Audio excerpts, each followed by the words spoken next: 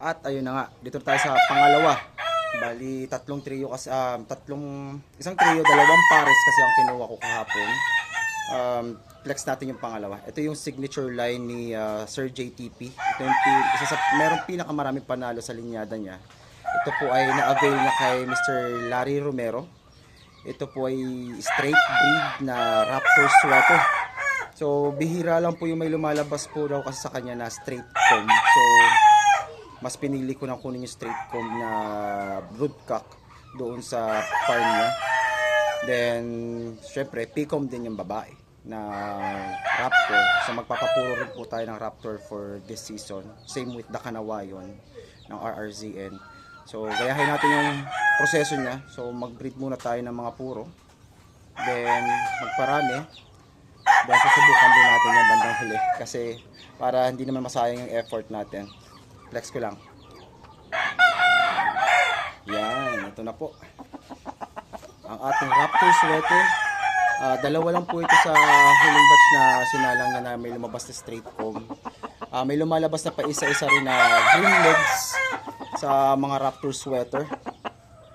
Yan. Yan, nakuha natin. Yan, yung pambubroodcock natin. Ito, straight breed po ito na Raptor Sweater. Napakagwapo rin po nito. Malaking manok, big bone, ang ganda ng proportion ng katawan niya. Maganda yung pakpak, kompleto ng mga balahibo. Diretso ang paano to sir. Ayan. Disclaimer po, hindi po nagbebenta ng manok. Pineflex po natin yung mga bagong materials natin sa salang. Then tayo po ay makikilahok din sa mga big event for next year para po dito sa Asing Game Farm or backyard lang pala, sorry. Para lang po masubukan din natin itong mga materials natin. Ayan. Nakapogi ka na konti dyan, boss. Ayan. Galing din po ito sa JTP. Kay Sir Jenry Pagente. Ayan.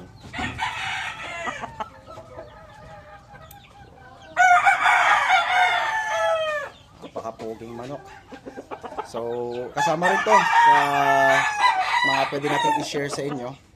Basta magsuportahan tayo. Hindi naman po ako himilit. Ito po ay kasama po natin sa blessing na nabigay sa atin. Then yung blessing din natin, i-share din po natin. Especially po doon sa mga small backyard lang din na nagsisimula lang din at gusto rin nilang makakuha ng mga authentic na materials, magpalahi ng marami. Pero wala pa silang kakayanan or kapasidad na bumili ng mga authentic na materials. Saan ba? Makakakuha rin po kayo nito. Basta manalangin lang po tayo. Then yung pangarap niyo po na magkaroon ng ganito. Kasi katulad po ninyo, ako rin naman po dati talagang walang-wala rin na pambili ng mga ganito. Nagkaroon lang tayo ng blessing. Kaya ituloy natin yung kung ano yung nakahiligan natin. Ganyan, akin lang, pag tayo nakakuha ng mga na-i-share ko sa inyo yung material sa inyo, huwag din po kayo magdamot doon sa mga ibang tao din na nangarap din na makakapagparami ng mga ganitong klase na magagandang klase ng mga alaga. Namumurot ng konti. Mapulso. Ayan po.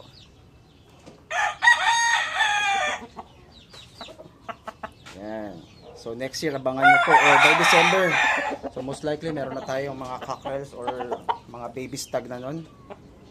Magagamit na po natin ito ngayong season. Abangan nyo lang po. Lagi lang po kayong tumambay sa videos ko. Abangan nyo lang lagi mga updates ko. Then mamimili po ako. Siguro kahit mga 10 mix na natin. Mga pili dyan. Sabi yung Kanawayon o itong Raptor natin, puro straight breed. So ang mga balak ko pong iparapol sa inyo or i-share sa inyo lahat po is ang materials na. Hindi pa ako magbibigay ng cross. Puro straight breed para doon sa mga gusto mag-start ng mga small backyard. Kahit sino pang mga manukan dyan na sikat, kung gusto rin nila makakuha nito or sino man gusto mag-alaga, magparami rin, kagaya ko. makakakuha po kayo ng mga authentic na galing sa mga authentic na breed.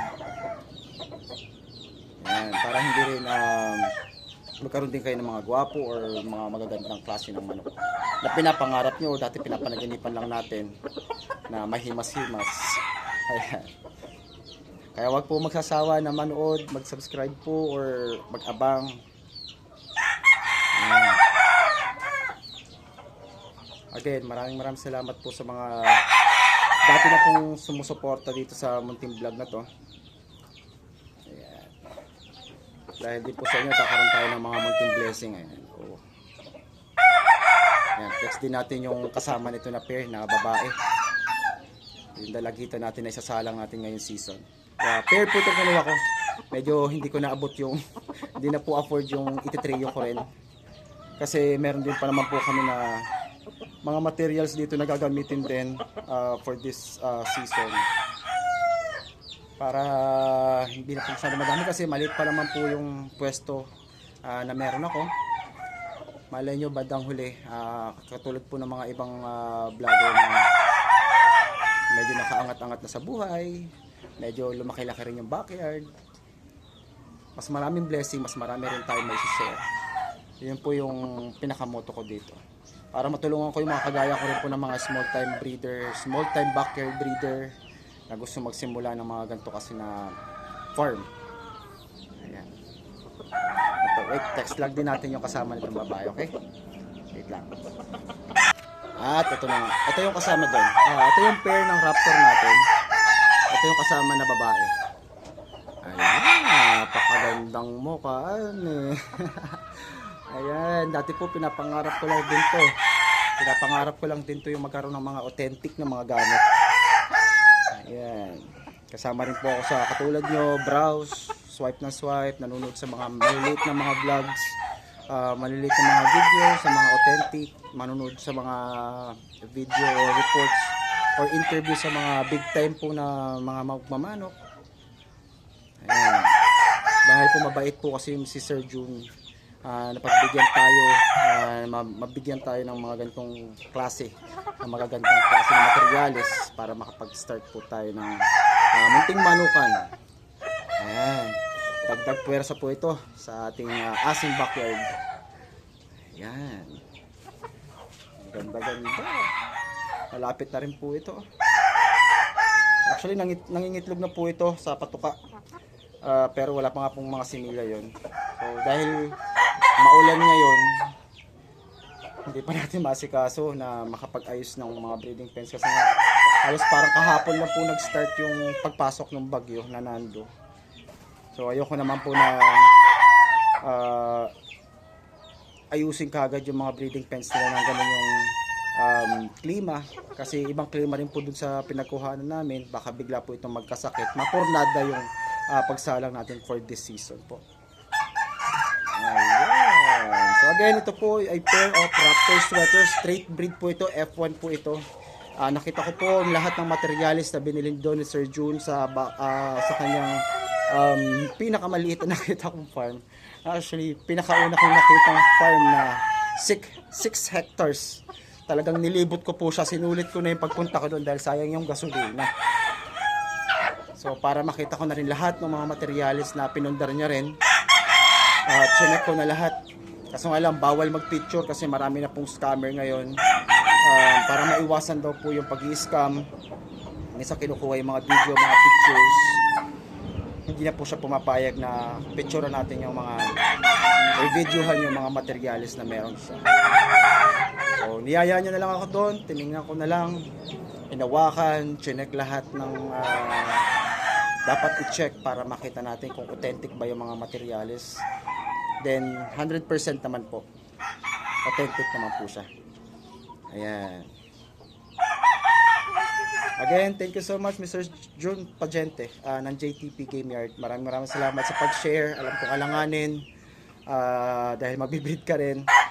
Then nag-share ka pa rin sa amin. Then mag-share din tayo sa iba. Maraming salamat po. Thank you so much.